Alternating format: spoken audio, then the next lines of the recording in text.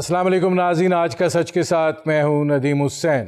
आज इक्तिसादी सर्वे 2021 जो है वो पेश कर दिया गया है। शौकत तरीन साहब जो कि वफाकी वज़ीर ख़ज़ाना हैं, उन्होंने आज ये इक्तिसादी जायज़ा जो है वो सामने रखा है और ये इक्तिसादी जायज़ा जो है वो इंतहाई मुस्बत है।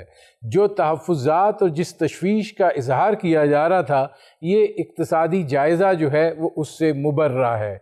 माज़ी के इक्तिसादी जायज़ों का अगर इससे मुकाबला किया जाए तो तब भी मिक्स ट्रेंड्स की बात होती थी, अच्छे बुरे पहलू होते थे, लेकिन इसमें सब चीज़ें जो हैं वो बड़ी मुस्बत हैं। इसमें शौकत तरीन साहब ने कहा कि हमारी जो शरह नमू है 3.9% है, ज़राअत का शोबा 2.77%, सनत 3.57%, सर्विसेज सेक्टर 4.43% के हिसाब से जो है वो ग्रो किया है। कोविड-19 के असरात उनका कहना था कि उस तरीके से पाकिस्तान पर नहीं आए जिस तरीके से दुनिया भर में जो है उन्होंने असरात छोड़े हैं। इसके अलावा उन्होंने कर्ज़ की मिथ को भी तोड़ा है, उन्होंने और बहुत सी बातें भी की हैं। ज़ाहिर है कि ये सारी चीज़ें जो हैं चाहती हैं इनके ऊपर बात की जाए। मेरे जो आज के मेहमान हैं उन्होंने आज से कोई 1.5-2 महीने पहले ये बात मेरे ही प्रोग्राम में कही थी कि पाकिस्तान की जो शरह नमू है वो 4% होगी, आपको बहुत सारे प्लेजेंट सरप्राइजेज़ मिलेंगे और जो सूरत हाल होगी वो आपको मुस्बत दिखाई देगी। अब ये इनकी ख़बर थी, इनका तज़िया था, इनकी ख्वाहिश थी, ये भी हम इनसे पूछेंगे। मेरे आज के मेहमान डॉक्टर इशफाक मुमताज़ तज़िया निगार हैं, माहिर मुआशियात हैं। डॉक्टर साहब, आज शौकत तरीन साहब ने एक बात की है, मैं ज़रा उधर से शुरू करना चाह रहा हूँ। उन्होंने आज इंकिशाफ किया कि 2 करोड़ लोग जो हैं वो इस कोविड के दौरान नौकरियों से बाहर हुए और अब उनकी तादाद जो है वो 25 लाख रह गई। उन्होंने कहा क्या, मैं आपको सुनाता हूँ, फिर मेरा इस पर आपसे एक सवाल है। जी, जिस वक्त कोविड-19 शुरू हुआ तो उस वक्त तकरीबन जो आपकी वर्किंग पॉपुलेशन थी वो तकरीबन 56 मिलियन थी, 55.74 मिलियन, वो गिर के 35 मिलियन पे आ गई। इसका मतलब ये है कि पूरे 2 करोड़ लोग जो हैं वो आउट ऑफ जॉब हो गए, उनको काम नहीं मिल रहा था बिकॉज कोविड हुआ, लॉकडाउन से। अक्टूबर 2020 में ये पॉपुलेशन, वर्किंग पॉपुलेशन वापस तकरीबन 53 मिलियन पे वापस आ गई। अब डॉक्टर साहब, ये जो शौकत तरीन साहब बात कर रहे हैं, इसका आप समझते हैं कि ये एक दुरुस्त रिफ्लेक्शन है हालात की, नौकरियों के हवाले से, बेरोजगारी के हवाले से? जी, इसमें एक स्टडी भी हुई थी और उसकी फाइंडिंग भी यही है। वो मेरे गालिबन उसी जगह से इस फाइंडिंग से ही बता रहे होंगे कि देखें, जब लॉकडाउन शुरू हुआ था 22 मार्च को हमने लॉकडाउन किया पाकिस्तान में, तो आपको याद होगा कि तमाम दुकान, कारोबार सब बंद हो गए। कंस्ट्रक्शन वर्कर जो है वो ऐसे ही, वो भी ऐसे ही बैठे रहे, सब फारिग हो गए। तो ये तकरीबन उस वक्त एस्टिमेट ये हुआ था कि 2 करोड़ के करीब जो लोग हैं वो घरों में बैठ गए क्योंकि सब चीज़ बंद हो चुका था। लेकिन मई जून से आहिस्ता आहिस्ता जब मार्केट खुलने लगा तो यही लोग जो घरों में बैठ गए थे ये दोबारा मार्केट में आने लगे। रेस्टोरेंट सारे बंद हो गए थे, सब बंद हो चुका था। तो अब वो जब वो चीज़ें खुलने लगी तो ये लोग वापस आने लगे अपनी नौकरी पे। तो ये काफ़ी मतलब ये है कि अब जो लोग हैं आहिस्ता आहिस्ता आहिस्ता मार्केट खुलने के बाद इकोनॉमिक एक्टिविटी जब शुरू हुई तो वो तकरीबन वापस आ चुके हैं। और जैसा कि उन्होंने कहा कि 2.5 मिलियन यानी 25 लाख लोग अभी भी वापस नहीं आ सके हैं। कुछ ऐसे नौकरियां थी जो बिल्कुल ही ख़त्म हो गई। लोगों ने कारोबार के स्टाइल बदल दिया, अब वो ऑनलाइन ज़्यादा करने लगे। तो वो कारोबार जो पहले जैसे चल रहा था अब वो नहीं चल रहा है, तो वो लोग भी बेरोज़गार हो गए थे। तो अब ये तकरीबन 25 लाख लोग जो हैं ऐसे जो अभी भी वापस काम पे नहीं आए हैं या उनके कारोबार ख़त्म हो चुके हैं, रोज़गार ख़त्म हो चुका है। अच्छा, अब इसमें डॉक्टर साहब एक और पहलू भी है ज़रा, और वो पहलू जो है वो महंगाई के हवाले से है। मैंने ये सोशल चीज़ें ज़रा पहले रखी। ذرا مہنگائی پر کیا کہا ہے شوکت ترین صاحب نے، ذرا سنائیے گا. ہمارا جو مارکیٹ جو ہے فارمر سے ہول سیل جو ہے اس میں لوگوں بہت مارجن بنا رہے ہیں، 400 500 600% مارجن ہے. ہم چاہ رہے ہیں کہ اس مارجن کو ختم کیا جائے اور اس میں ہم ان کو ظاہر ایگریکلچر سیکٹر کے بیچ میں ہم لے کے آ رہے ہیں کموڈیٹی ویئر ہاؤسنگ، کولڈ سٹوریجز. یہ وہ ہوگا لوگ جو جا کے یہ اپنا کم از کم یہ آڑتی کی سے جان چھڑوا لیں گے. اور دوسرا یہ ہے کہ ہم اس میں اسٹریٹجک ریزرو کریٹ کرنے والے ہیں. اب ڈاکٹر صاحب اس میں ایک پہلو اور بھی ہے جو شوکت ترین صاحب نے کہا، اور وہ یہ تھا کہ دنیا میں جس طریقے سے مہنگائی ہوئی ہے، چونکہ ہم اب نیٹ امپورٹر بن گئے ہیں خوراک کے، ہم گندم منگوا رہے ہیں، چینی منگوا رہے ہیں، ایڈیبل آئل منگوا رہے ہیں، ہم دالیں منگوا رہے ہیں، ہم نیٹ ایکسپورٹر ہوتے تھے، نیٹ امپورٹر بن گیا. تو دنیا میں جس طریقے سے مہنگائی ہوئی ہے ہم نے تو ٹرانسفر ہی نہیں کی، ہم نے تو بہت احسان کیا ہے. تو یہ دونوں فیکٹرز کو آپ کیسے دیکھتے ہیں؟ دیکھیں، جب انسان جب کرائسس میں ہوتا ہے اور جب کچھ نہ ہو تو پھر رائٹ لیفٹ ہر طرح کے جوازوں پیش کرنا شروع کر دیتا ہے.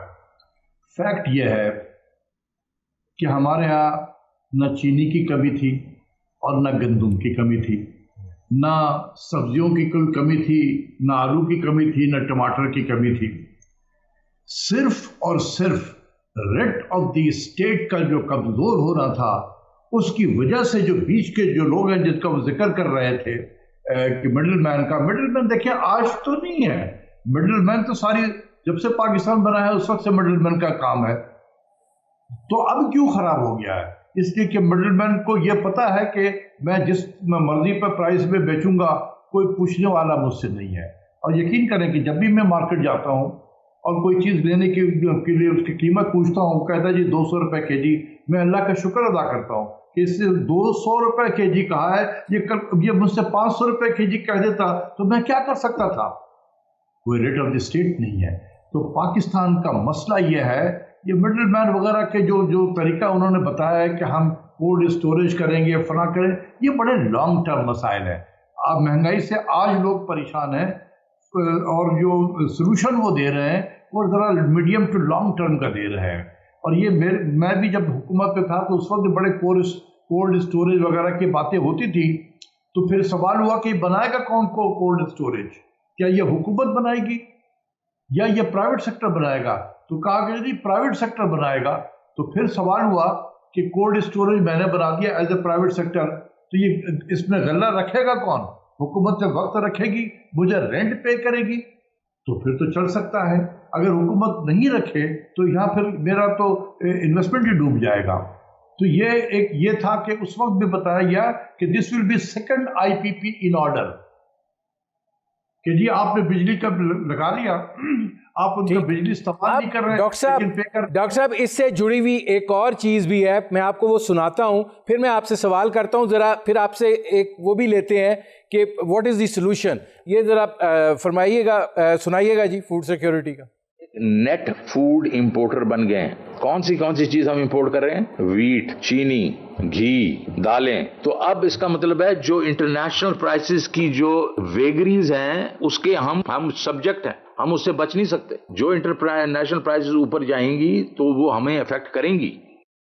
اب ڈاکٹر صاحب جو پہلو ہے وہ یہ ہے کہ وہ یہ کہہ رہے ہیں کہ مہنگائی اور بھی ہو سکتی ہے اگر یہ جو ہم چیزوں کا جو مارجن ہے اس کو جو ہم مینیج کر رہے ہیں اگر ہم نہ مینیج کریں تو یہ تو ہاتھوں سے نکل جائے گا معاملہ. تو آپ تو ریٹ آف دی اسٹیٹ کی بات کر رہے ہیں، یہاں تو کنوکشن ہی نہیں ہے. دیکھیں دس از ایکنالجمنٹ آف دا فیلئر. انہوں نے خود ہی گنا دیا. ہم کہتے ہیں کہ وی آر ایگریگیرین سوسائٹی. پاکستان ایک زرعی ملک ہے اور ہمارے فائنانس منسٹر نے 1 درجن آئٹم بتا دیا کہ جو ہم امپورٹ کر رہے ہیں. تو یہ ہماری فیلئر ہے نا بھائی کہ ہم کس طرح کے ایگریگیرین اکانومی ہے کہ ہم گندم بھی امپورٹ کر رہے ہیں، ہم چینی بھی امپورٹ کر رہے ہیں، ہم دالیں بھی امپورٹ کر رہے ہیں، ہر طرح کی چیزیں امپورٹ کر رہے ہیں. تو بھائی اسی لیے تو فوڈ سیکیورٹی کا ایشو اسی کو تو کہتے ہیں کہ ہم اس کا مطلب یہ ہوا کہ پاکستان میں ایک فوڈ سیکیورٹی کا ایشو آلریڈی ہو چکا ہے اور ہم اب دنیا میں جو بھی پرائس کا ٹرینڈ ہوگا اس حساب سے چونکہ ہم امپورٹر بن چکے ہیں ہم امپورٹ کریں گے اور جو امپورٹ ہوگا وہ مہنگے داموں میں بکے گا لوگوں کے پاس میں. تو دیکھیں بات یہ ہے کہ میں یہی تو کہتا رہا ہوں اتنے زمانے سے کہ بھائی یہی پاکستان تھا جو 13 سے 14 ملین بیلز کاٹن آج سے 3 سے 4 سال پہلے ہم پیدا کر رہے تھے، آج 6 سے 7 ملین پہ آ گیا ہے. کسی کے کان میں جو رہیں گا کہ یہ کیوں ہوا ہے؟ اس میں ڈاکٹر صاحب سوال یہ ہے کہ یہ تو بڑا ایک خطرناک رجحان ہوگا، یعنی آپ اس بات کو تقویت دے رہے ہیں کہ مہنگائی ہوگی، آپ اس چیز کو تسلیم کر رہے ہیں کہ اب معاملات ہمارے ہاتھ میں نہیں ہیں، اب معاملات چلے گئے ہیں، جو بھی بین الاقوامی رجحانات ہوں گے اس کے اندر. تو پھر آپ یہ جو 2.77% گروتھ کی زراعت میں بات کر رہے ہیں کہ 4 فصلیں بڑی اچھی ہوئی ہیں، آپ نے امپورٹ ہی کرنی ہے، تو پھر اچھا کیا ہے؟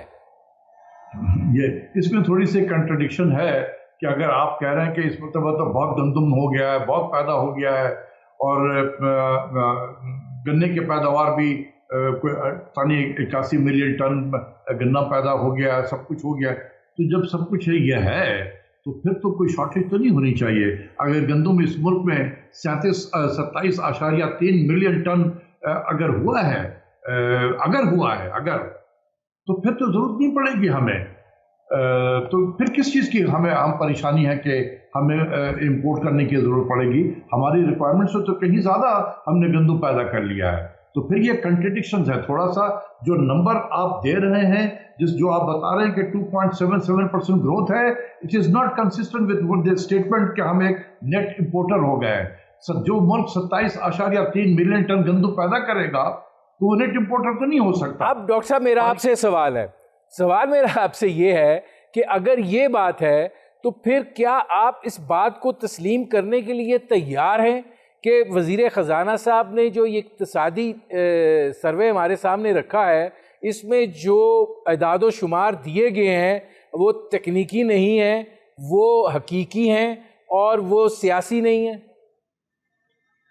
دیکھیے، میں اس قسم کے ججمنٹ تو نہیں پاس کر سکتا ہوں کہ وہ سیاسی ہے یا غیر سیاسی ہے. اکنامک سروے میں نمبر تو وہی ہوں گے جو ریلیز ہوئے ہیں نیشنل انکم اکاؤنٹس کمیٹی کی طرف سے، یا جو بھی نمبر ہے، انفلیشن ہے، یہ سارا سال ہمیں ملتا ہی رہتا ہے. اور یہ آخر میں آ کے ایک رپورٹ حکومت کی طرف سے یہ جاری ہوتا ہے.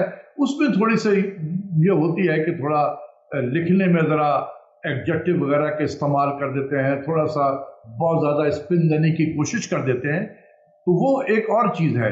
لیکن نمبر تو وہی ہوں گے جو ہم سب کو پتہ ہے. جو نیشنل انکم اکاؤنٹس کمیٹی نے جو نمبر ریلیز کیے تھے، نمبر وہی ہوں گے.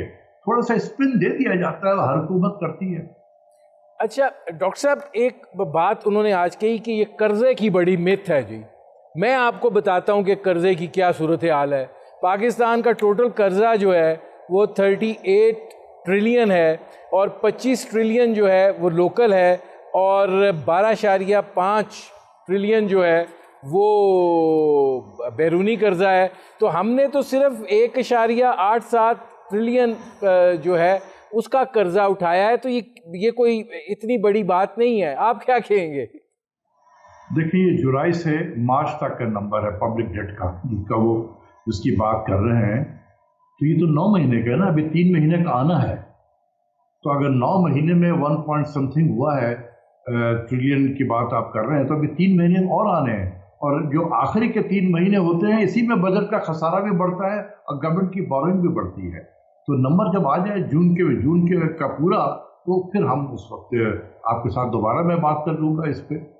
یہ جو ہے نمبر ابھی تک جو ہے یہ 9 مہینے کا ہے. جیسے بیرونی قرضہ جیسے ہمارا ہے، وہ ابھی بھی آپ کو 116 بلین ڈالر ملے گا. یہ جولائی مارچ کا ہے، 9 مہینے کا ہے. جب اس میں 3 مہینہ ابھی اور ایڈ کریں گے تو میرے اپنی کیلکولیشن کے مطابق یہ 119 بلین ڈالر ہو جائے گا. لیکن وہ یہ سمجھتے ہیں کہ 119 بلین ڈالر کوئی بڑی بات تو نہیں ہے.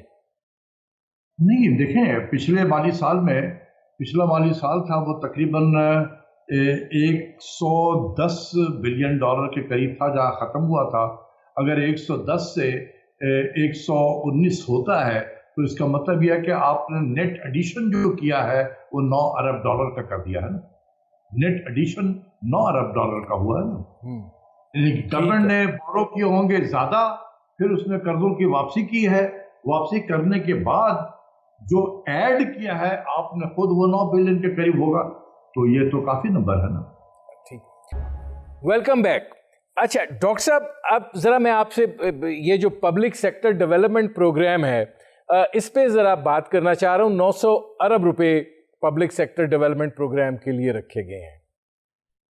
डॉक्टर साहब, कितना हकीकत पसंदाना ये हदफ है, और ये हदफ जो है ये बेचारा उस कटौती का शिकार नहीं होगा जो हमेशा इसकी मिरास रही है? देखिए, पहले तो आप शौकत तरीन साहब का व्यू देखें ना कि वो ग्रोथ की तरफ ज़्यादा उनका यह है कि हमने ग्रोथ को प्रमोट करना है। तो एक ज़रिया ग्रोथ के प्रमोट करने का यह है कि हुकूमत खुद भी पैसा खर्च करे। इसीलिए आपने देखा होगा कि ज़्यादा बल्क ऑफ जो पब्लिक सेक्टर डेवलपमेंट प्रोग्राम जो फेडरल गवर्नमेंट का है वो इंफ्रास्ट्रक्चर पे है, जो बिल्कुल ठीक डायरेक्शन पे है। अब सवाल ये पैदा होता है कि क्या हमारी कैपेसिटी है 900 अरब खर्च करने का? अभी पिछले चंद सालों में ये हमारी कैपेसिटी बहुत इरोड हो गई है, और उसमें कई वजूहात हैं। एक तो हमारे जो ब्यूरोक्रेसी है ये ज़रा सुस्त रवि का शिकार हो गई है। दूसरा ये है कि ये डर भी रही है, नैब के से बहुत ज़्यादा खौफ है कि अगर हमने कोई प्रोजेक्ट शुरू कर दिया, पता नहीं कल को क्या निकल आएगा। तो कोई भी फेडरल सेक्रेटरी जो है इस वक्त प्रोजेक्ट पे साइन वाइन करते हुए घबराता है, वो फाइलें रखी रहती हैं, कि वो डरता रहता है। तो एक ये भी इशू है, ये और ये हकीकत है, हमें इसको हैंडल करने की ज़रूरत है। अंडर द कारपेट जो है इसको रखने की ज़रूरत नहीं है, इसको एड्रेस करना है कि क्योंकि इसकी वजह से आप 900 रख दें, आप 1900 भी रख दें, क्या फ़र्क पड़ेगा, लेकिन क्या हम खर्च कर सकेंगे? ये अभी 3-4 महीने पहले तक जो पिछले माली साल का वो था, बल्कि उन्होंने प्रेस कॉन्फ्रेंस में भी अपना बता रहे थे कि बहुत थोड़ा सा खर्च हुआ, वो इसलिए कि लोग डरे हुए थे। और अभी का भी पता नहीं है कि ये बाकी ये जो 3 महीने जो गुजरे हैं, अप्रैल मई जून का, उसमें कितना खर्च हुआ है। प्रेशर डाला जा रहा था कि खर्च करो खर्च करो, लोग डरे हुए हैं कि अगर हम करें कल को नैब का कोई केस ना बन जाए। तो ये एक चैलेंज है, इसको एड्रेस करने की ज़रूरत है। जो हमारे अफसरान हैं उनको कॉन्फिडेंस देने की ज़रूरत है ताकि ये खर्च करें पैसा, इसीलिए तो बजट में रखा गया है ये। क्या? तो अच्छा डॉक्टर साहब, सवाल अब ये है, उन्होंने आज बड़ी बात की है, बरामदात के आपको डॉलर्स कमाने हैं। अब बरामदात हमारी जो हैं वो जाहिर है कि इस वक्त की जो सूरत हाल है वो दिखाई दे रही है कि क्या होगी। दरामदात हमारी बढ़ रही हैं, इसी तरीके से जो तजारती खसारा है वो भी कहीं एंड पे जाके 30-31 बिलियन डॉलर पे जाता हुआ दिखाई दे रहा है। लगता ये है कि तरसीलात ज़र जो है उसके हवाले से वो इत्मीनान में है कि ये सूरत हाल काबू में रहेगी। ज़रा सुनाएं क्या कहा है उन्होंने तरसीलात ज़र के हवाले से। हमारे जो रेमिटेंसेज हैं उन्होंने रिकॉर्ड कायम कर दिया। ये पिछले महीने भी उनका एक रिकॉर्ड है, 2.5 बिलियन आया। इस वक्त जो रेमिटेंसेज हैं वो ऑलरेडी 26 बिलियन से तजावज़ कर गई हैं, और हमारा ख्याल है कि ये तकरीबन 29 बिलियन डॉलर होंगी। अब डॉक्टर साहब, उन्होंने ये 29 बिलियन डॉलर की बात की है। दूसरी तरफ उन्होंने जो दरामदात में इजाफा है उसके लिए फिर net importer of food items उसको ज़िम्मेदार करार दे दिया है। तो आप क्या समझते हैं कि ये तरसीलात ज़र जो हैं ये कब तक ये इस सूरत हाल का सहारा बनती रहेंगी? देखिए, कब तक का तो मैं नहीं कह सकता हूँ, लेकिन ये है कि रेमिटेंस जो है, this has been a major saving grace for Pakistan. ये अगर कहें ना कि सबसे बेहतरीन अगर कोई इंडिकेटर है जिसमें बेहतरी हुई है तो ये रेमिटेंस है। इसने हमें बचाया है, रेमिटेंस ने बड़े डिफ़िकल्ट टाइम पे भी ये हमारे हेल्प को आया है। तो मेरी तो दुआ है कि अल्लाह ताला इसी तरीके से यही रेट ऑफ इंक्रीज़ हो और यही इसी तरीके से बढ़ता रहे। इसने हमें बहुत मुश्किल वक्त में बचाया है। दूसरी चीज़ ये है, जहाँ तक एक्सपोर्ट्स का ताल्लुक है, मुझे बड़े दुख से कहना पड़ रहा है हमारी परफॉर्मेंस बहुत ख़राब रही है। माजरत के साथ रज़ाक दाऊद साहब से, देखें, अभी तक उन्होंने कहा कि 22.5 अरब डॉलर के एक्सपोर्ट्स हुए हैं हमारे 11 महीनों में। मेरे अपनी कैलकुलेशन थी कि ये 24.6 या 24.8 बिलियन के करीब होगा ये माली साल। अल्लाह करे कि वहीं ख़त्म हो ये। लेकिन पिछले साल के मुकाबले में इस माली साल में तकरीबन 2 अरब डॉलर के हमें एक्सपोर्ट्स में हमारा इजाफा है। लेकिन हमें क्या खुशी है इस बात की कि एक्सपोर्ट में 2 बिलियन का इजाफा हुआ है? नहीं, ये इजाफा इंटरनेशनल मार्केट में पाकिस्तान की जो प्रोडक्ट है उनकी कीमत बढ़ी हुई थी। हमने क्वांटिटी कम बेचा है, और उसकी वजह से हमें 2 बिलियन डॉलर के नुकसान हुए हैं। चूंकि इंटरनेशनल मार्केट में प्राइस हमारे चीजों की बढ़ी हुई थी, हमने 4 बिलियन डॉलर ज्यादा एक्सपोर्ट किया प्राइस की वजह से। तो नेट जो है हमें 2 बिलियन डॉलर का गेन होगा इस मरतबा। तो ये किसको क्रेडिट जाए? जिसने क्वांटिटी की एक्सपोर्ट्स को कम किया है उसको क्रेडिट मिलना चाहिए, या इंटरनेशनल मार्केट को देना चाहिए, या अल्लाह ताला को देना चाहिए कि हमारे प्रोडक्ट के मार्केट की प्राइस इंटरनेशनल में मार्केट में बढ़ी हुई थी, हमें ज़्यादा पैसे मिल गए। हमने चीज़ें बेची कम, लेकिन कीमत बड़े होने की वजह से उसका जो ओवरऑल वैल्यू है वो बढ़ गया। तो इस साल हमारा तमाम का तमाम एक्सपोर्ट जो है 2 बिलियन डॉलर जो ज़्यादा होगा पिछले साल के मुकाबले में, it is all due to price effect. और रज़ाक दाऊद साहब को सोचना चाहिए। अब डॉक्टर साहब एक और बड़ा, अब 2 अगले बड़े इंपॉर्टेंट सेक्टर्स हैं। और ऐड करना चाहता हूँ जी पे एक मिनट, आपने इंपोर्ट का भी जिक्र किया था जी। देखें, ये बहुत थ्रेटनिंग तरीके से इंपोर्ट हमारी बढ़ रही है। अब मैं बार बार अपील करता रहा हूँ, लिखता भी रहा हूँ कि आप इसकी तरफ तवज्जो दें, 8 से 10 आइटम की तरफ तवज्जो दें जो बहुत तेजी से इंपोर्ट इसके हो रहे हैं। सिर्फ खाने पीने की चीज़ें नहीं बढ़ रही है, ये मोबाइल फ़ोन, ये 2.5 बिलियन डॉलर के हम इंपोर्ट करेंगे सिर्फ मोबाइल फ़ोन। अरे 1-2 साल अगर हम इंपोर्ट नहीं करें मोबाइल फ़ोन, तो क्या पाकिस्तान में क़यामत टूट जाएगी? हम इस मुल्क में कुत्ते बिल्ली के खाने मंगा रहे हैं, शैम्पू मंगा रहे हैं, अगर ये ना आए तो क्या पाकिस्तान डूब जाएगा? इस मुल्क में चीज़, फिलाडेल्फिया क्रीम चीज़, जब मैं स्टूडेंट था तो अमेरिका में जब पढ़ता था तो वहाँ खाया करता था, वो यहाँ इस्लामाबाद में मिल रहा है मुझे फिलाडेल्फिया क्रीम चीज़। तो क्या somebody is paying $1 and importing from there? क्या ये हमें ज़ेब देता है? क्या ये 4-4 हज़ार सीसी की गाड़ियाँ हमें ज़ेब देती हैं उस मुल्क को जो बैलेंस ऑफ पेमेंट क्राइसिस का शिकार है? खुदा के वास्ते 8 से 10 आइटम आइडेंटिफाई करें और एग्रेसिव इंपोर्ट कंप्रेशन पॉलिसी पे अमल दरामद करें, वरना ये जो बैलेंस ऑफ पेमेंट इस वक्त हमारे काबू में आया है, अगले माली साल जो शुरू होगा 1 जुलाई से, मुझे डर है कि हम वापस उसी डायरेक्शन पे जा रहे हैं जहां हम 2018 की तरफ। तो फिर अच्छा डॉक्टर साहब, ये बात कही जाती है प्राइवेटाइजेशन के हवाले से, अब निष्कारी का अमल जो है वो बड़ा अफसोसनाक सूरत हाल है उसकी। हुकूमतें बात तो करती हैं, होती नहीं है। पहले जरा शौकत तरीन साहब को सुने ना, वो क्या कहते हैं, फिर मैं आपसे सवाल करता हूँ। हम प्राइवेटाइजेशन कमीशन में ही एक बोर्ड बना देंगे सिर्फ प्रोफेशनल्स का, उसमें कोई पॉलिटिशियन नहीं होगा, ब्यूरोक्रेसी होगी, टोटल प्रोफेशनल लोग हैं, उनको आप बोर्ड बनाएंगे 6, 7, 8 लोगों का, और शुरू में 15 एंटिटीज को उनके नीचे दे देंगे। तो उनको कहेंगे अच्छा जी आप ये टारगेट्स है, इसको रिस्ट्रक्चर करें इन इदारों को, और फिर स्ट्रेटेजिक सेल कर दें।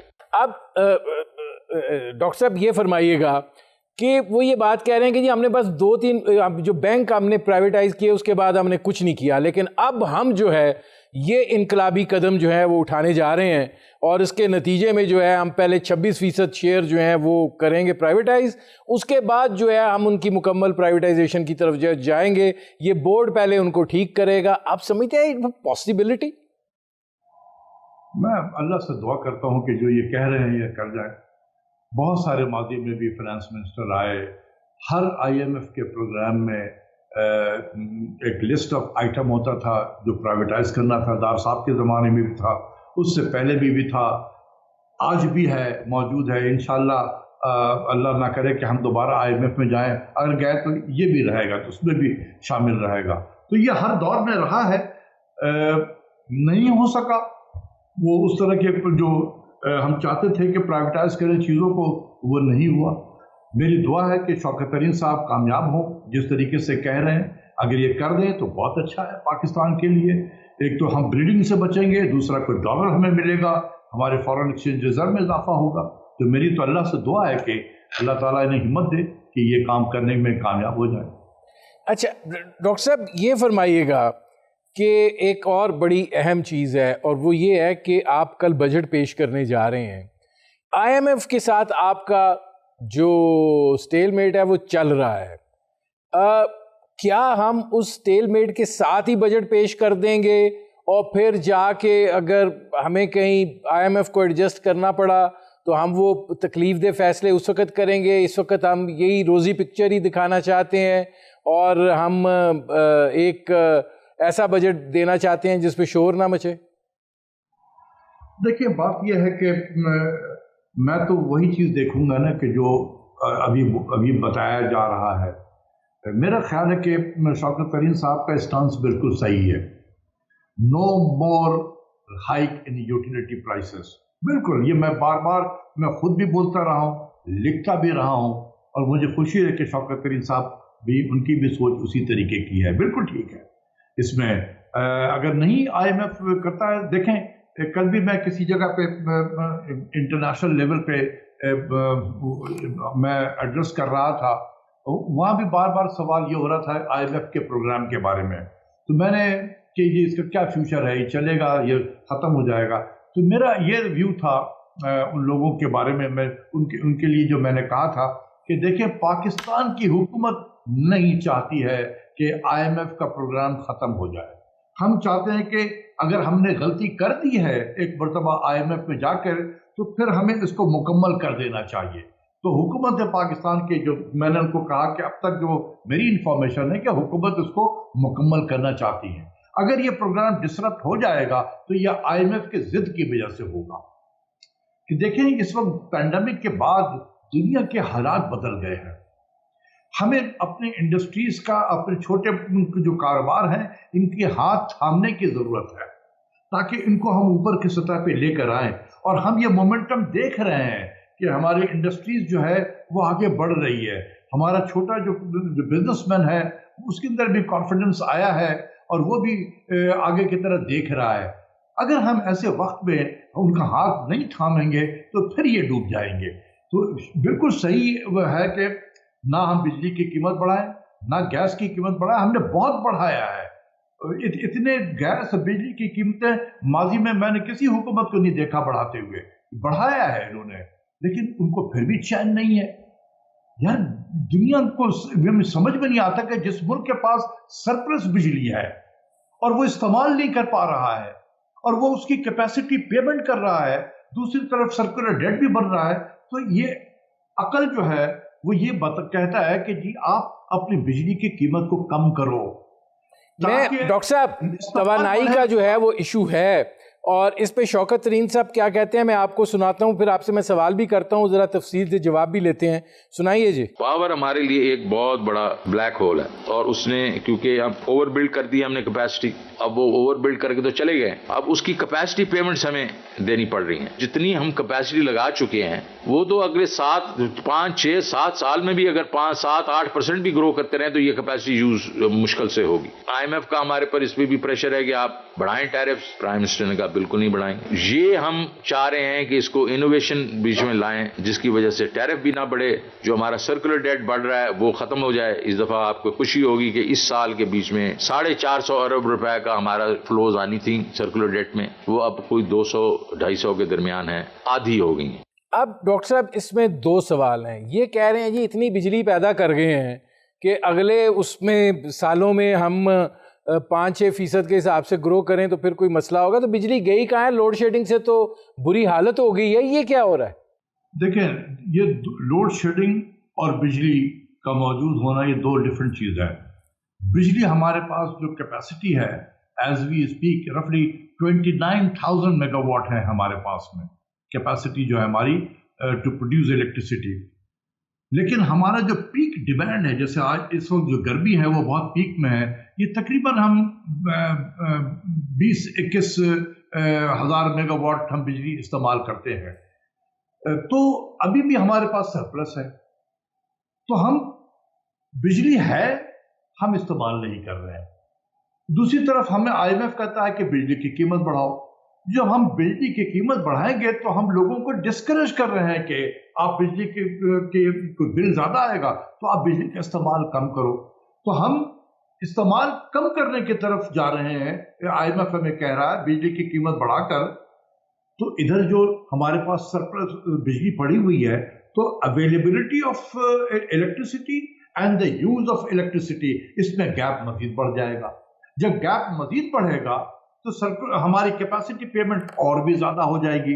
हम यहां से भी कैपेसिटी पेमेंट भी करें और हम इधर सर्कुलर डेट के लिए भी उसके भी पेमेंट करें, हम डबल मार खा रहे हैं। सोल्यूशन इसका ये है कि हम अपने बिजली की कीमत को कम करें ताकि उसकी इस्तेमाल को बढ़ाया जाए। हम अपनी इंडस्ट्रीज को सस्ते दामों में बिजली दें, उनको कॉम्पिटिटिव बनाएं ताकि वो एक्सपोर्ट भी कर सके, इंडस्ट्रियल भी मुल्क में इकोनॉमिक एक्टिविटी भी बढ़े। हमें से रेवेन्यू मिलेगा टैक्स की शक्ल में, और जो रेवेन्यू मिलेगा हम उसमें जो भी सर्कुलर डेट बन रहा है हम उसके पेमेंट करेंगे। डॉक्टर साहब, मेरे प्रोग्राम का वक्त खत्म हो रहा है। डॉक्टर साहब बहुत शुक्रिया, मेरे प्रोग्राम का वक्त खत्म हो रहा है। नाज़रीन, ये थे डॉक्टर इशफाक अहमद, आपने उनकी गुफ्तगू सुनी। अब तक के लिए इतना ही, इजाज़त दीजिए, अल्लाह हाफ़िज़।